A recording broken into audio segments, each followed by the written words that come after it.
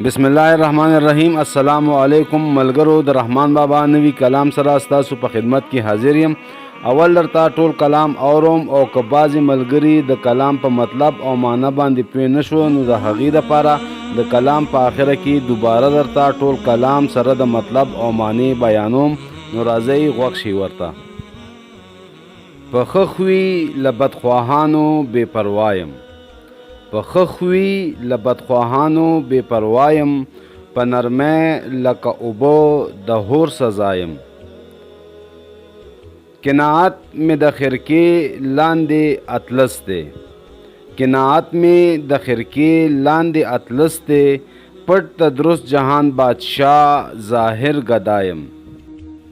و هر چاته په خپل شکل څرګندېږم، هر چاته په خپل شکل څرګندېږم، آینه غوندې بې رویه بې ریایم.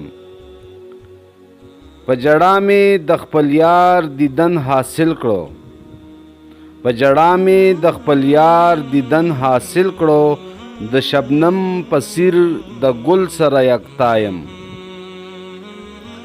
له عیانه هیڅ حاجت د بیان نشته، له عیانه هیڅ حاجت د بیان نشته، زه رحمان به په خوله څه وایم چې دایم.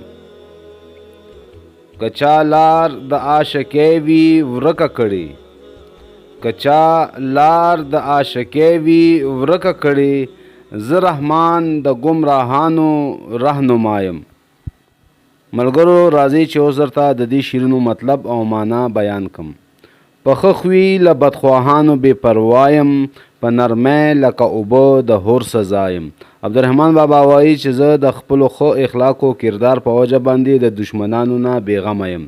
یعنی اول خو به زما دشمنان وینه د ښه اخلاقو په وجه باندې، او که وي هم نو هغې به زما د اخلاقو او د کردار په وجه باندې ما ته هیڅ نشي ویلی. یعنی دی ما د اخلاقو په رسۍ باندې تړلی دي. څنګه چې اوبه نرمې دي خو بیا هم هغه هور مړ کوي. قناعت مې د خرقې لاندې اطلس دی، پټ د درست جهان بادشاه ظاهر ګدایم. قناعت صبر ته وایي او اطلس د ریخمینو کپړې ته وایي. رحمان بابا وایي چې په ظاهره خو زه ګدایم، فقیر یم، ښکارم، خو د خپل صبر او قناعت په وجه باندې چې ما کم اختیار کړی دی د دې په وجه باندې زه په خپل زړه کې بادشاه یم. یعنی زه د چا محتاج نه یم، چاته خواست نه کوم. ټیک ده چې زه غریب یم، ګدا یم، فقیر یم، خو ولې زه چاته لاس نه نیسم. ما په خپل حالت باندې شکر وکړې، صبر مې کړی دی، د چا محتاج نه یم. نو زه په خپل ځان کې یو بادشاه یم، د چا محتاجه نه یم.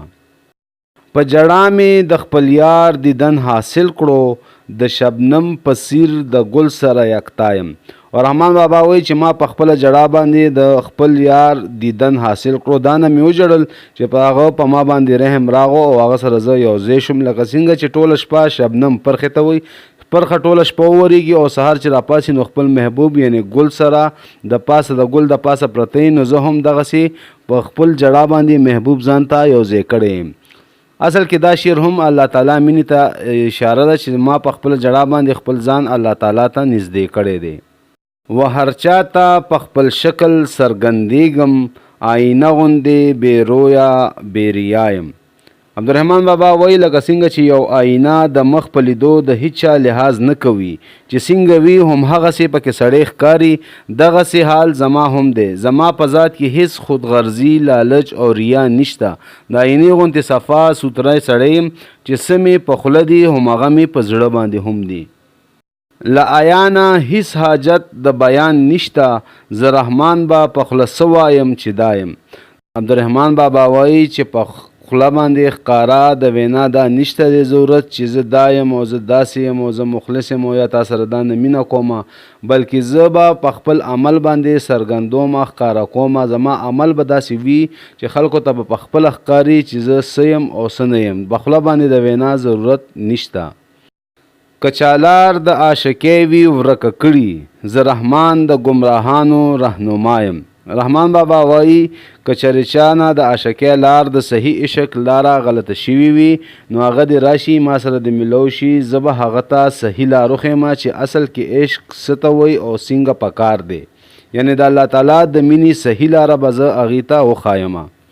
ملګرو دا د رحمان بابا شعرونه او تاغي مطلب او معنا که ستاسو ویډیو خوښه شوي نو خپلو ملګرو سره ضرور شیر کړئ. کیدای شي د دې نه څوک څه سبق واخلي او عمل پې وکړي نو هغه به ستاسو هم کامیابي وي او زموږ به هم کامیابي وي.